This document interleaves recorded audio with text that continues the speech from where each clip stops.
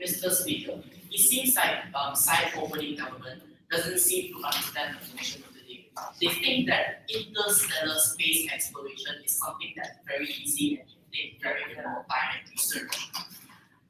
So, since they did not define interstellar space exploration, I will define it for you. Okay. Interstellar space exploration is the act of traveling out of our own planet, out of our own solar system, okay, out of our own solar system to another solar system, and to find a planet that is inhabitable for humans, and then colonizing it as to this notion of today. Okay, so now moving on to my rebuttals. She gave an example, side opposition, government. Opening government gave an example of how a mass genocide is most probably going to happen, but we believe that this is just a very big assumption, as they also use, no thank you, they also use mass genocide as one of the arguments. And side opening, no thank you, side opening opposition believes that a mass genocide is not going to happen anytime soon, because every single government wants their role to ensure the maximum peace and happiness of the people, and they are obviously not performing their role properly. No, thank you. And they also said, talked about taking a risk, that it's positive to take a risk. We acknowledge the fact that it's positive to take a risk if it is rational, if that particular risk is rational enough. But the risk that they are willing to take today is totally irrational. Okay, going out for interstellar space exploration to work, we need billions and billions of dollars spent every single year on research, on the astronauts that are going to go there, or the machines that are going to go there, and the spacecraft that are going to go there. And spending billions of dollars every year on something that you do not know would be able to succeed or not is something that we believe is very irrational, and that risk is not legitimate. That risk is not legitimate enough for us to take all three of you. And she talked about high taxes. She said that we are willing to impose higher taxes because it's legitimate enough. They think that they have justified the case to be able to justify the choice of imposing higher taxes to fund these space explorations. But the thing is that when you impose higher taxations on the people, bear in mind that the taxes now, some people cannot even handle the taxes now. And if you impose higher taxes, you would obviously be hindering the development of that particular country. And in the end, when the development of the country drops, the income of the country drops, and that they won't be able to fund this space exploration, interstellar space exploration, totally in the first place. Okay, now moving on to my into the problems of MIDP. Why do people want to go for interstellar space exploration? One of the main reasons is because of what as the side of Megan said, that Earth is going to be overpopulated and in a few years' time. But our goal of today's debate is also rationalize these people with impractical dreams. Okay, so why this choice is not legitimate? Why going for interstellar space exploration is not legitimate? I would like to talk about it in this first argument of the day. The first thing is that it needs a lot of money. Billions and billions of dollars has to be spent every single year. No thank you, and the government, no thank you, and the government is not able to fish out to take out that much money on its own, so they have to impose higher taxes on the people, as I said just now.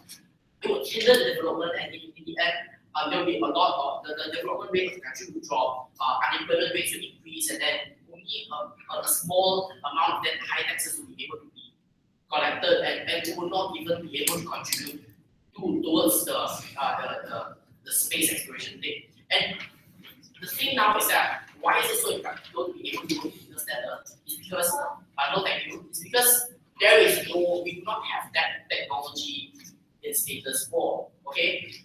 No thank you. We don't have that technology in status quo. So without that technology, without even a hint given a single piece of technology that can hint to us that we are able to go to interstellar, we won't be able to, people will know, only scientists will know where to start exploring from, where to start researching from in the first place. And the problem now, the biggest problem here is time. No, thank you. To go to interstellar, it would take thousands and thousands of years just to get there. No, thank you. Thousands and thousands of years just to get there. And with that time, within that time period, no, thank you. Within that time period, okay, let's just say we send a machine there. Okay, it takes thousands and thousands of years just to get there. And obviously on Earth, we will also be developing throughout that thousands and thousands of years. And when that machine happens to reach that particular country, let's just say that we have that technology now during that time. When it reaches there, we do not even know whether our current technology can support the technology over there. So that is a very, very big problem in MIDP. And let's say if we send astronauts there, they're obviously going to be dead by the time they get there because it takes thousands and thousands of years. And as I said, the tech just to get there, like it takes 9 years to get there. The tech just to get there is not even, it doesn't even exist. So since the problem in MIDP is because of the overpopulation of Earth, then instead of spending billions of dollars on interstellar exploration, why won't we just stay in our personal solar system and then we just explore throughout our personal solar system? I mean, like these scientists, these astronauts are already finding planets that are more similar to Earth's climate, Earth's conditions. It's only that they need a couple more years, maybe a couple 100 years time. Let's say maximum 200-300 years, just to know whether these countries are suitable, and these Earths or what are suitable for humans to inhabit. And since we do not even know too much about our personal solar system, so much more for going out of our personal solar system. So, Mr. Speaker, if you believe that going out of interstellar, going towards for interstellar space exploration is something that is impractical and irrational, side option.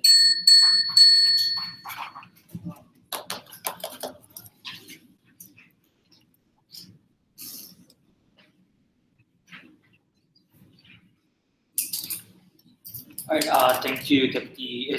Thank you, Leader of Opposition. Next up, I'd like the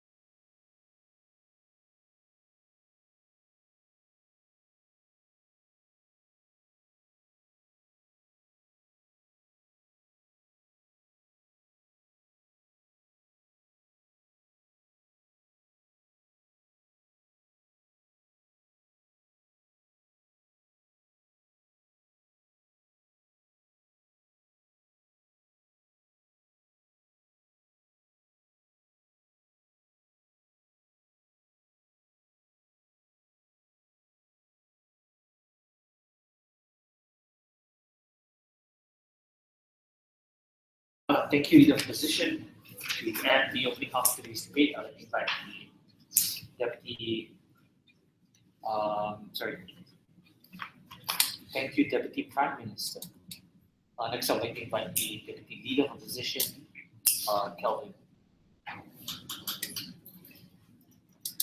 Also,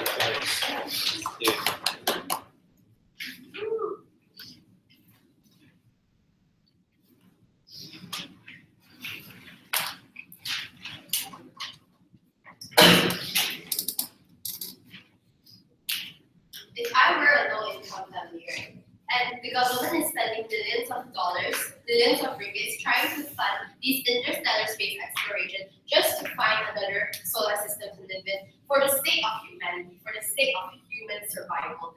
Here at Opposition, we believe that this fails to help the people, and this fails, and the burden of state government is not fulfilled as to how their benefits of finding another solar system can outweigh the harms caused to the people now on Earth.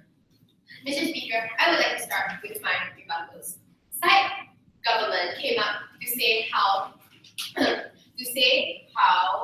they are going to fight for human survival. They want to explore another solar system for the people who live there. They want to protect humanity, but they don't acknowledge the problem, the social problems here in status quo, where there's poverty and where people can hardly bring food onto the table. They are facing so many problems, social problems now in status quo, and they relinquish the fact that they opt to ignore the fact of all these social problems, and they keep focusing on their impossible dream to find a better solar system.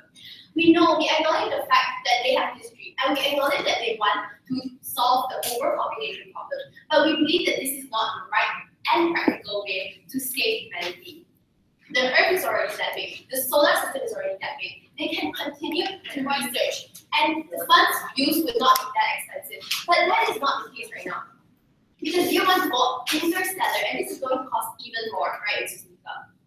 And next of all, they also said about people, about doctors and scientists, they are trying to find a cure for cancer. And they say that many people think that it's an impossible and irrational reason. And we want to say that this is totally different with what they are trying to do today, right? Finding a cure for cancer is directly affecting the people. But on side government, they want to find another solar system. And how does it help the people? It just solves the overpopulation problem. But the problem existing is right now in status quo, and in the future, who knows what's going to happen in the future? And it takes so many years, to find another solar system. And we want to acknowledge the hardships and the impossibility of this dream. Next, side government also came up to see how it's okay to explore space. We know it's okay to explore space, but it's not okay when it's at the expense of the people, when it's at the expense of the welfare of the people.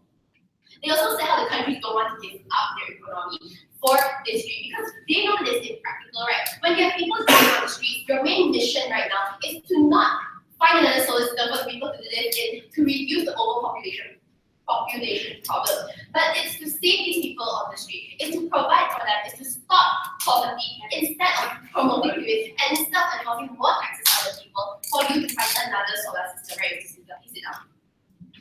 And also about taking risks. They said about being a CEO and finding a solar system is a totally different thing, right? People think that you being a CEO is irrational, is impossible, but it is possible, right? You can do it if you work hard and you focus on your dreams. But right now, finding a solar system, you're just funding too much money to it, and you're just taking too much risk, and we're not willing to do that because we want to protect the welfare of the people. The welfare of the people is our main priority right now, and we're not just going to stand by and let you take their money to fund these astronauts to go out of space to go look for other solar systems. Please sit down. Okay, now to my rebuttals. To my arguments, right? Firstly, I would like to talk about the funds. How we can better use the funds for development. And side government came out to see how development can worsen the lives of people. No, right? It's evident that development of the nation is beneficial to the people. They can best develop and they can develop into first world country where they won't live in poverty anymore. And we believe that this is what the people want in their lives. Not to find another solar system to live in, but to solve their problems of having food on the table. Eat without. Firstly, the better use of the funding, and secondly, the high risk of it. Is the government willing to take these high risks? And also thirdly, the responsibility of the government. And also, we're going to give them the benefit of the doubt that even if they find another solar system, what are they going to do? I'm going to further elaborate it in my speech. Okay, this is Vika. Firstly, they want to how can we better use the funds, right? We can develop the nation into even better, right? We can solve many social problems in today's world we live in, right? There are people dying on the street, like what I said before. And also, there are refugees waiting for people to give them clothes. And we acknowledge the overpopulation problem, right? But there are better alternatives than to find another source system, than to use the people's money to find another source system. Maybe the earth is already that big, is enough. The earth is so big. So it's important that the government acknowledge the fact that the earth has other places. Not 100% of the earth is already inhabited by people, right? The people can better adapt to the environment instead of just saying that we're going to find another solar system and we're going to solve the overpopulation problem just by finding another solar system. Is enough. And when you find another solar system, what are you going to do? So we're going to give them the benefit of the doubt by finding another solar system. But when you find another system, you have to build infrastructure, and this is even more expensive, right? You're going to set the whole place for people to live. You're going to make sure that there's air that's suitable for the living, for humans, right? You're going to have these suitable geological conditions that are suitable for mankind. So this is like when you're in a coffee shop. You wait hours and hours and hours to just find a seat. But when you sit down, you've got to wait hours and hours and hours for your meat to come here, right? It's exactly the same theory, right? You already fund so much money for the government to find another solar system, but you gotta wait some more. You gotta wait for the government to develop the place so you can go and live it. So this is what we find very problematic under the government's case. And also it's the responsibility of the government to represent the people, right? So when they fail to represent the people, they fail to stop the social problems. The people will feel that the government is failing, that the people will feel that the government does not cater to their needs. So what have I told you today, Mr. Speaker? I told you how this is an impossible dream to achieve, and how there's better use of the funds, and also how their dream is impractical and irrational under our paradigm today, and under their paradigm today. And it is so important that we acknowledge the fact that their dream will take millions of people's cash and also risk of lives. Thank you. Thank you, opening half. Next up, I'd like to invite the member of GOV to start with the closing half of today's debate. Akram. Yeah. All right, go ahead, quick.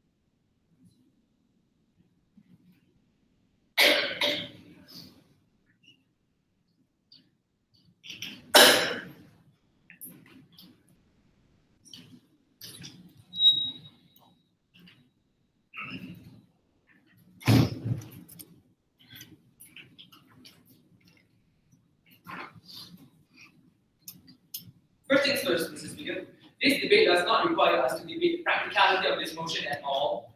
This debate assumes an ideal world where this motion is feasible in its best and worst case scenario. In either ways, closing government will bring points that are relevant to this debate. So first, Mr. Speaker, how will closing government distinguish ourselves in this debate? We'll distinguish ourselves by bringing up 2 points, which is one, how the private sector can actually benefit from this, and how it actually increases how it brings economical and technological benefits to society as well, and also how it actually just brings humanity together as a whole. Now, beginning my first argument. So the economics and technological benefits that will actually be from this is like this.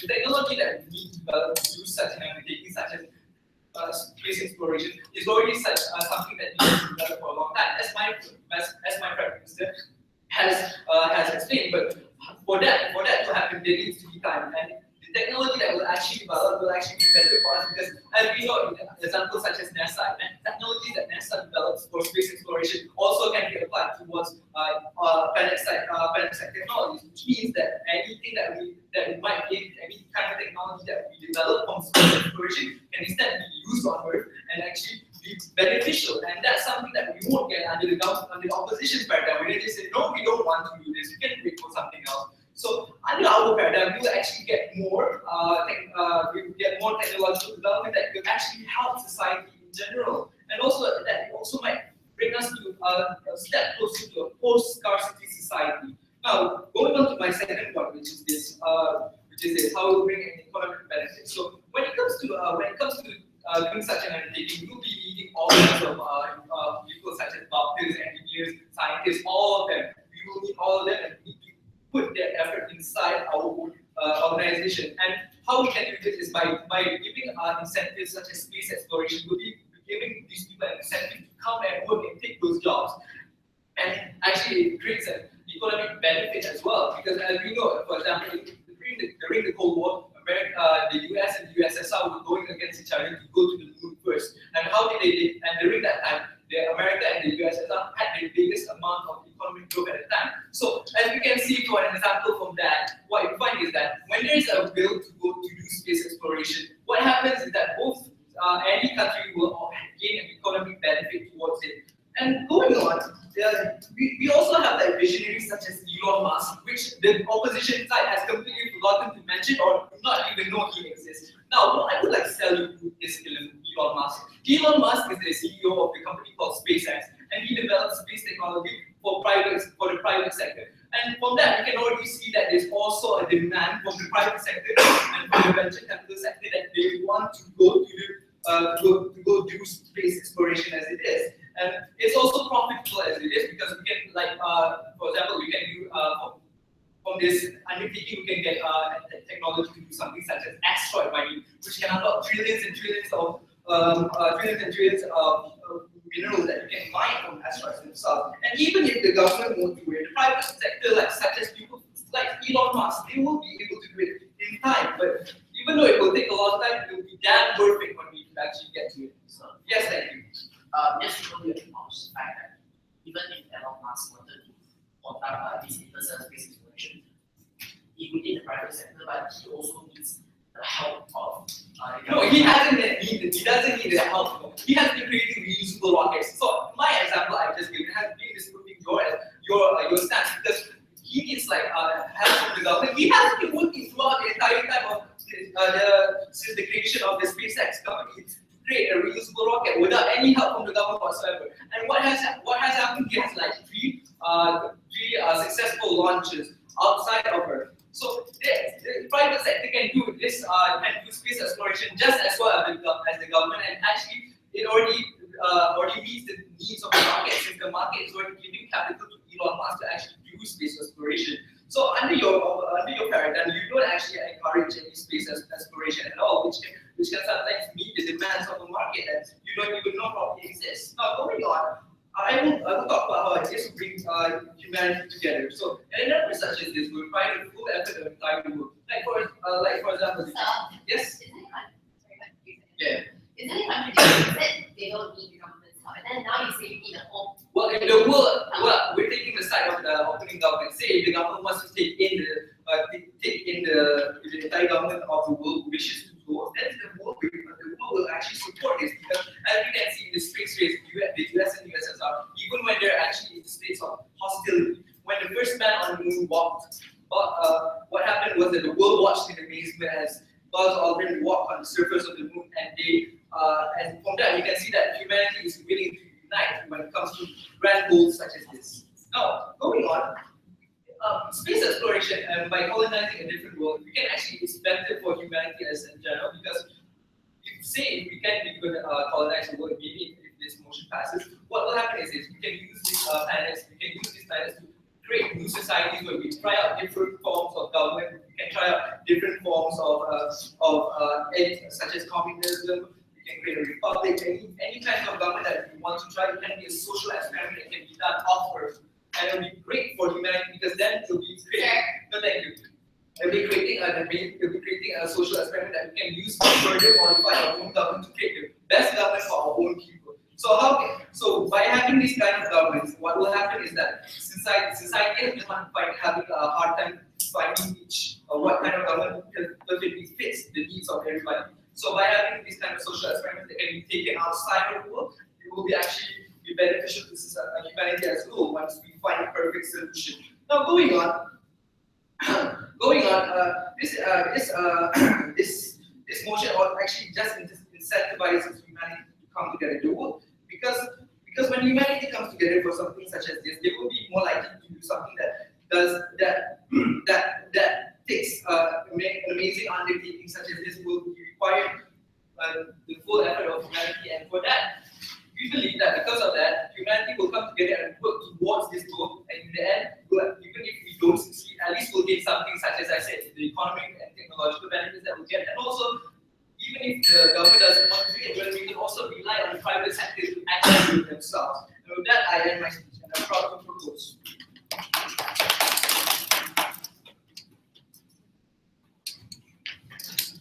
Right.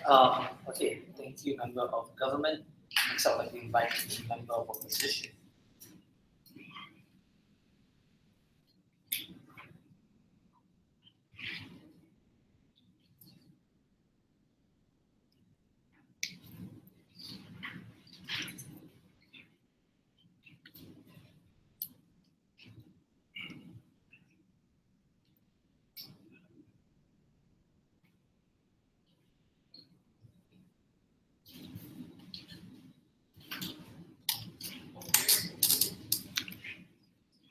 Going into responses to set government, let's look at a few things lacking in alternate causes of the debate today. We see how each team failed to engage with the colonization in the update, which I will prove to you later how the idea of colonization completely takes down the case of set government in the update. Now, responses to this government.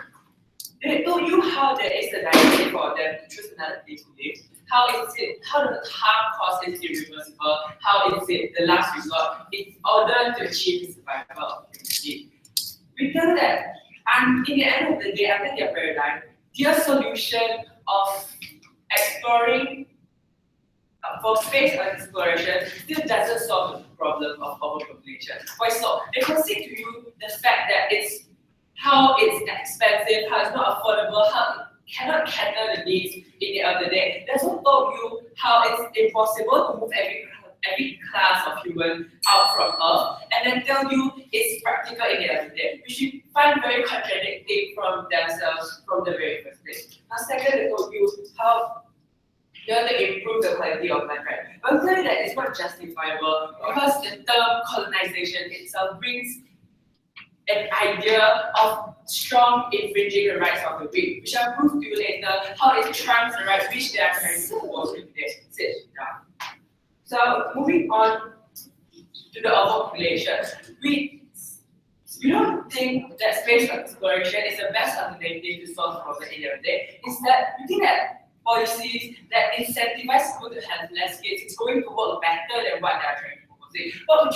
What we think they are trying to propose is, first, it's impractical, to prove to you that. Secondly, we think that it's not principally correct in the end of the day. Now,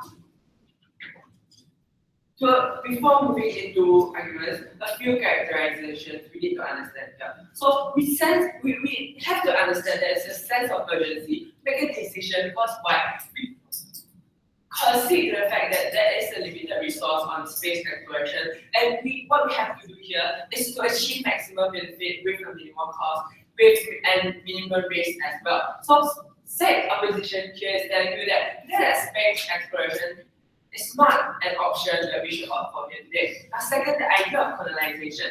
We think that it's very irrational to do so because why? We think that colonization, the term itself, it means infringement of rights, which sends a message to society. Once we allow space exploration in order to colonize another planet, we think that it sends a message to society that it's okay in order to achieve survival of humans. It's perfectly fine for you to infringe an individual or party's right for you to do so in order to achieve survival or your own benefit. Now, that's why we think that things proposed by government is totally not justified without any reasons later.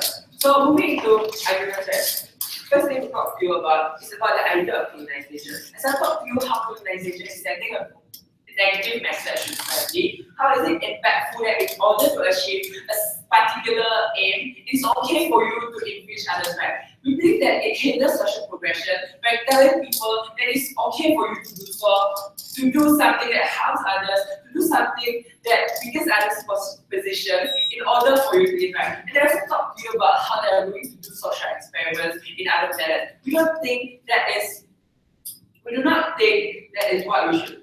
That is great for humanity, quoted from there, right? Because why so? I think that colonization itself does not bring humanity together, but instead pulls them apart. Why? Because the idea of colonization is how openly told you also that the strong ones, the ones in power, are the ones to decide the colonization in the end of the day. They consider the fact that it's expensive and only how it caters the need of part of people, where those middle classes, rich people only get to do so, right? They immediately concede to the fact that how it actually proves to you directly how it already divides people into classes, where it only allows those people to have privilege, which are not consented by the rest of humanity, right? So how does it pull humanity together in the end of the day, which side government never gave us any solid examples, right? Now, moving on to the question of sustainability, you see how government never considered about the question of sustainability when they thought about space exploration, right? They think that it's perfectly fine for you to find a new planet to live in, but they never think about the question of sustainability, whether finding another planet to solve the problem of overpopulation is a solution, is going to be sustainable. We do not think it's sustainable in the day. But so because the idea itself is creating a mindset where you can solve overpopulation to find you can find a planet to solve the problem of population.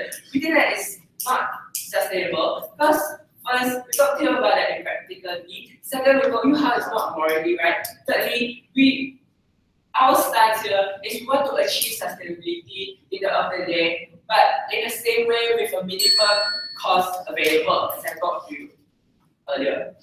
Now, a simple example of colonization on how is it so awful, right? So we see how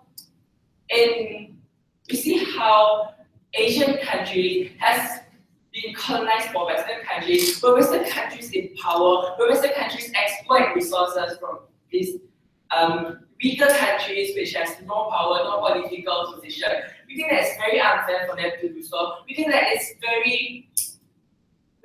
idea of colonization itself shouldn't be proposed by government here today from the very first place. But none of them engage on the term colonization. None of them prove to us, none of them justify to us how is it suitable for them to do space exploration in terms to achieve survival of human race. That is why we think that it's not perfectly fine, right? So, what have I talked to you about today?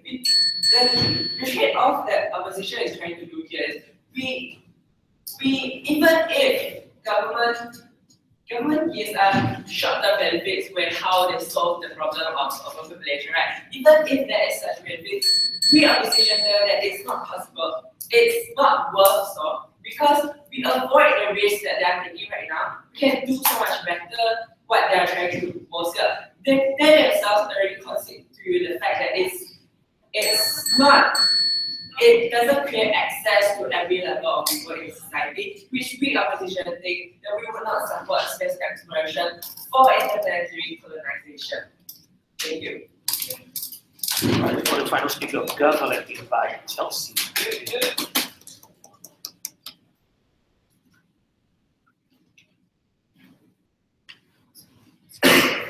Mr. Speaker, there are two fundamental questions that side opposition has failed to answer. Number one being, assuming the ideal world with money and resources is never a problem, and the world is so damaged to the point of no reason, will today still be okay with space exploration? Number two, they failed to answer that in a world that is so messed up to the point that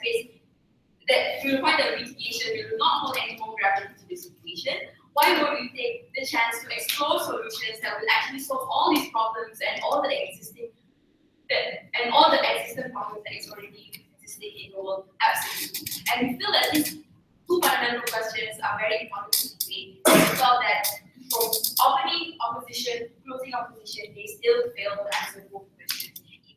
Now, I will be talking on three issues today and be engaging with side opposition on the point of how space exploration is risky and expensive, what to do if we were to find another solar system in which we can live in, and also the questions of sustainability brought by closing opposition. Right? Now, on the first analysis of the question of sustainability, they told you that this whole process, this whole project is not sustainable, that it is expensive. It is funny because after that, he goes on and admit that overpopulation is a problem, but proposed no solution. Coming from side opening opposition to closing opposition, everyone admitted that there was a problem, but there was never a proposed solution as to how we can deal with it. But from side government, we told you that in the best case scenario, retaining opposition's paradigm, okay, maybe in order to deal with overpopulation, these people are going to let people just live and multiply and not do anything.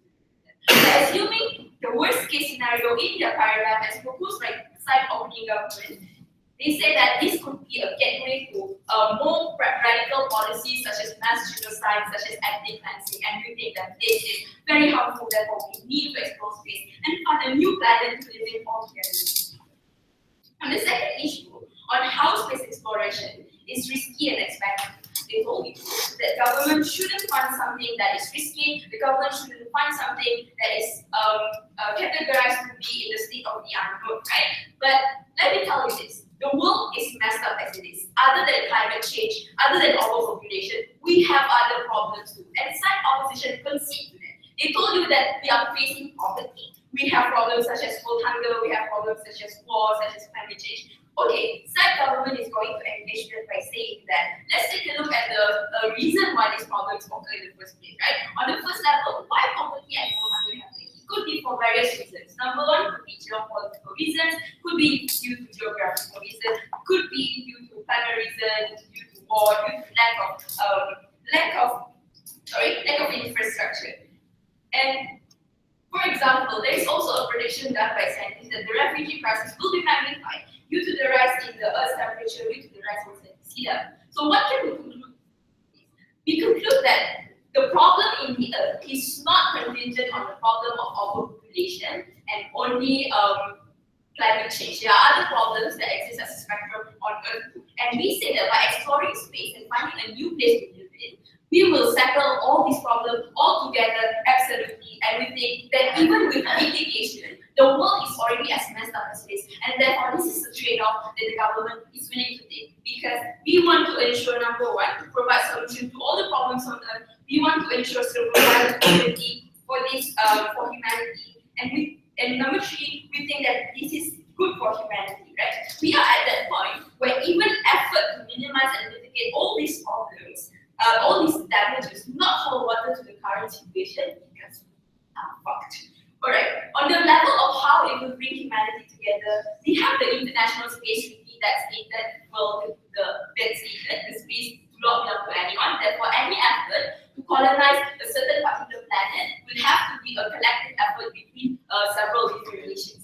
Now, we see that this is good because number one, it will unite big countries, small countries, humanity together, because we are all trying to find a solution because we want to survive, because we want to live. Now, even if people do not adhere to this International Space Treaty, right?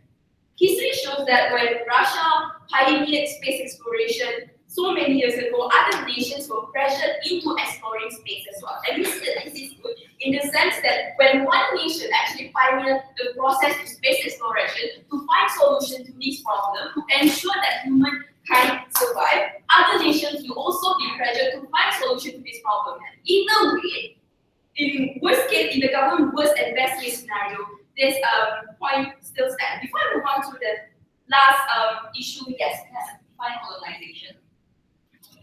Alright, this is funny, okay? Colonization is basically you go into that place and take over that place. But number one, this is the motion about space exploration. You do not know whether there are people already in that place, and even if there is people, we believe that it is a trade-off that we are willing to take because we want to ensure our survivability, and we must ensure that because we are not just one nation trying to, go to the moon and we are fighting for the rest of humanity, and everyone wants to live at the end of the day, right? On the last issue on what to do if we do find another solar system that we can live in, some opposition told you that in order to make sure that this space exploration will be worth it, they have also to make sure that the condition of the planet will be suitable to sustain life. Therefore, we say from side of a government, it is important to endorse interstellar space exploration in the first place, because that's the reason why we want to explore space in the first place, right? The reason we want to explore space is to find the answers to the questions of whether whether or not there is a planet out there that can sustain life. Even if you can't find the ideal planet within a specific bracket of time, we believe that the technological and economical benefit that comes with it will outweigh the cons and the cost, right? Because as this project progresses, technology and science will be forced to expand at a very fast rate to catch up with this project, and we say that this will benefit humankind in the long run. Furthermore, if we have a new planet to live in, it will be a good avenue to create an ideal society, like what my partner Akram said. Throughout the 350,000 years of the history of mankind, we have many good thoughts, many good ideas and principles and philosophies that we wish to live up to, that we wish to practice, but never have the chance to do so. By actually colonizing the new planet, you provide a good avenue to start becoming an ideal society. The moment we transfer to a new planet, it will be the first step we do to be an ideal society. And we say that this is a good avenue to create discourse, because now we have planets that might practice communism or liberalism and all that, right? So now we can say that it is good in our paradigm because discourse can happen not only on regional and international level now, it can happen at an intergalactic level, and that is so epic. For all that reason, very proud. Thank you. Alright, for the final speech, please wait, I invite the opposition whip, Ms. Colin said.